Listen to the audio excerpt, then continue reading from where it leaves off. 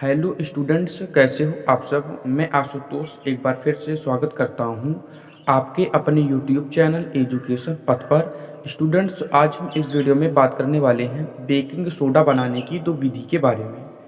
तो आइए स्टूडेंट्स, हम अपने समय को ना वेस्ट करते हुए हम चलते हैं सीधे आज के अपने टॉपिक की तरफ और समझते हैं। उससे पहले स्टूडेंट्स, आप ये जान लो कि जो आपकी बेकिंग सोडा बनाने की दो विधि है ना, ये बहुत ज़्यादा महत्वपूर्ण टॉपिक है आपकी बोर्ड परीक्षा के लिए। स्टूडेंट्स, ये लगातार कई बार आपकी परीक्षाओं में पूछा जा चुका है। देखिए, 2011 में भी आया था, 12 में भी आया था, फिर 14 में भी पूछ लिया था, 19 में भी पूछ लिया था और 20 में भी पूछा है। ये मतलब कि कई बार आपकी बार बार परीक्षाओं में पूछा जा रहा है। तो इस नज़रिए से आप बोल सकते हो कि इस बार भी आपकी परीक्षा में ये पूछा जा सकता है। तो आप ध्यान से समझिएगा और वीडियो में अंत तक बने रहकर एक एक चीज़ को अच्छे से समझ के कॉपी में नोट करिएगा। तो आइए वीडियो को शुरू करते हैं। देखो स्टूडेंट्स, इस वीडियो में हम पहले पढ़ेंगे बेकिंग सोडा बनाने की जो विधि है उसके बारे में, फिर उसका हम रासायनिक समीकरण देखेंगे, फिर हम उसके रासायनिक गुण को पढ़ेंगे। इतनी चीज़ों को हम इस वीडियो में पढ़ेंगे। तो आइए शुरू करते हैं। देखो स्टूडेंट्स, इसमें आपका पहला पॉइंट लिखा है कि बेकिंग पाउडर या फिर जो खाने का सोडा होता है, ठीक है ना, इसका जो रासायनिक नाम है वो होता है आपका सोडियम बाइकार्बोनेट। ये आपसे बहुविकल्पी या अति लघुत्तरी एक नंबर में पूछ सकता है, तो आप इसे याद कर लीजिएगा। ध्यान से समझो क्या बोल रहा है कि जो आपका बेकिंग पाउडर या खाने का सोडा होता है ना, इसका रासायनिक नाम सोडियम बाइकार्बोनेट होता है और इसका अणुसूत्र होता है NaHCO3। क्या N हो गया आपका सोडियम एंड हाइड्रोजन होता है एक, और एक CO3 होता है, मतलब एक कार्बन होते हैं और इसमें 3 ऑक्सीजन होता है। कुल मिला के इसका जो अणुसूत्र है वो होता है आपका सोडियम बाइकार्बोनेट, ठीक है ना। अब देखो इसका जो बनाने की विधि है उसको हम समझते हैं। अब देखो स्टूडेंट्स, बेकिंग सोडा बनाने की जो पहली विधि है वो है इसे सोडियम कार्बोनेट के जलीय विलयन में कार्बन डाइऑक्साइड गैस प्रवाहित करके बनाया जाता है। मतलब कह रहा है कि जो आपका सोडियम कार्बोनेट होता है ना स्टूडेंट्स, इसके जलीय विलयन में, इसका विलयन क्या हो, जलीय हो, उसमें हम कार्बन डाइऑक्साइड गैस को प्रवाहित करते हैं तो हमारा जो है बेकिंग पाउडर बन जाता है। इसका रासायनिक समीकरण आप देख लो। देखो ये आपका क्या है, ये आपका सोडियम बाइकार्बोनेट हो गया है। ये क्या जलीय विलयन है, मतलब इसके साथ जल मिला हुआ है, तो ये जलीय विलयन है। इसमें हमने कार्बन डाइऑक्साइड गैस को प्रोवाइड किया है। मतलब कि जो आपका सोडियम बाइकार्बोनेट, सॉरी, आपका जो सोडियम कार्बोनेट है, ये सोडियम कार्बोनेट है ना आपका, और ये आपका जल है, ये आपका कार्बन डाइऑक्साइड है। तो कहने का मतलब कि सोडियम कार्बोनेट में जल के का विलयन होता है और इसमें हम कार्बन डाइऑक्साइड गैस को प्रवाहित करते हैं। तो हमारा क्या बनता है कि सोडियम बाइकार्बोनेट हमारा बन जाता है। बाकी ये इसका बैलेंस है, क्योंकि सोडियम इधर 2 है तो यहाँ पे 2 कर, मतलब कि समीकरण यहाँ पे आपको संतुलित कर रहे हैं। तो मैं उम्मीद करता हूँ कि आपको समीकरण संतुलित करना आता होगा। तो देखो यहाँ पे 2 है, इसलिए यहाँ पे हमने 2 लिख दिया। तो आप बोल सकते हो कि सोडियम बाइकार्बोनेट के 2 मॉलिक्यूल्स बन रहे हैं। ठीक है स्टूडेंट्स, ये एकदम बेसिक था, आपकी पहली विधि है। अब दूसरी विधि को भी आप समझो। अब देखो स्टूडेंट्स, इसमें दूसरी विधि है आपकी अमोनिया में ब्राइन की कार्बोनेशन। मतलब जो दूसरी विधि है वो है अमोनिया में ब्राइन के कार्बोनेशन के द्वारा। इसका रासायनिक समीकरण आप देख लो।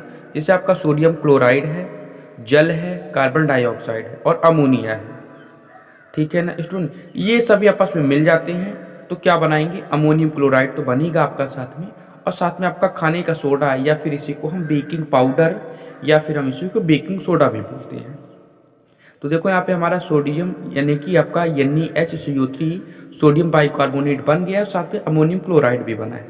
तो इस प्रोसेस को हम बोलते हैं अमोनिया में ब्राइन का कार्बोनेशन, ठीक है ना।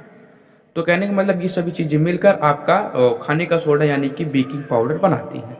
तो आई होप, मैं उम्मीद करता हूँ कि आपको ये जो दोनों विधि है ये आपको अच्छे से समझ में आ गया होगा। अब हम बेकिंग सोडा का जो रासायनिक गुण है उसको देखते हैं।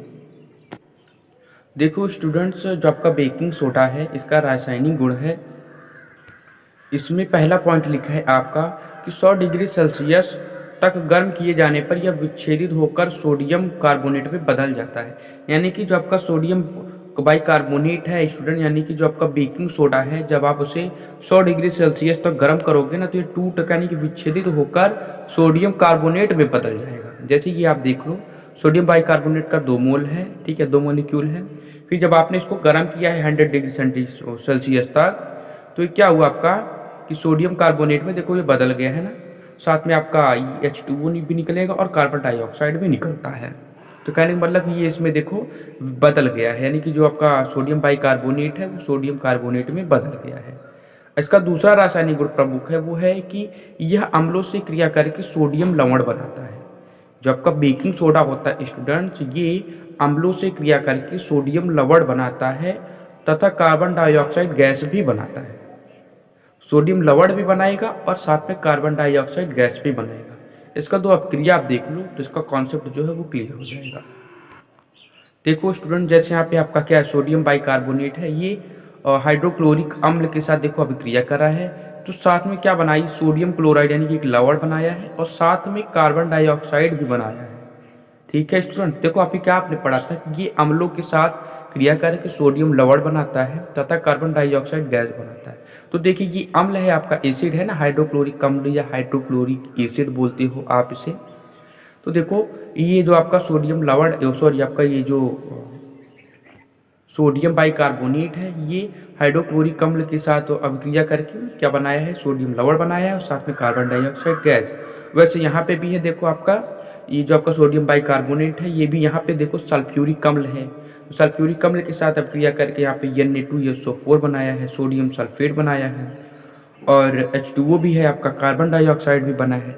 ये क्या है आपका, और ये दो आपके प्रमुख रासायनिक गुण हैं। तो स्टूडेंट्स, मैं उम्मीद करता हूँ कि अब आपको बेकिंग सोडा बनाने की जो दो विधि है और उसके रासायनिक गुण ये आपको अच्छे से समझ में आ गया होगा। अब स्टूडेंट्स, अगर आपको हमारी वीडियो पसंद आई है, अगर आपको हमारी वीडियो से समझ में आया है, तो आप हमारी वीडियो को लाइक करें और हमारे यूट्यूब चैनल एजुकेशन पथ को भी सब्सक्राइब करें और वीडियो को अपने दोस्तों के साथ ज़्यादा से ज़्यादा शेयर करें ताकि वो भी इस वीडियो को देख के अपने पढ़ाई को ईजी और कंटिन्यू कर सकें। तो तब तक के लिए बाय स्टूडेंट्स, मिलते हैं नेक्स्ट वीडियो में ऐसे ही एक नए अत्यंत महत्वपूर्ण टॉपिक के साथ।